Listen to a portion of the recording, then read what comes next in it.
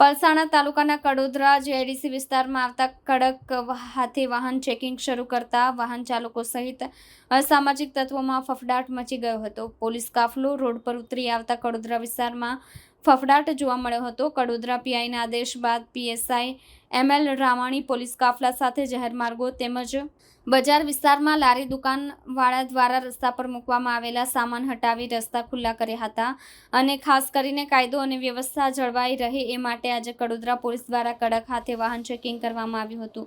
ખાસ કરીને જાહેર રસ્તા અને ગલીઓમાં અડીંગો જમાવી રખડતા જોવા મળતા તત્વોમાં ફફડાટ જોવા મળ્યા હતા. કડોદરા પોલીસનો સ્પષ્ટ મેસેજ હતો કે કાયદામાં રહેશો તો ફાયદામાં રહેશો. રાત્રે તાતી થૈયાથી સોની પાર્ક સુધી સઘન પેટ્રોલિંગ હતું. શાંતિ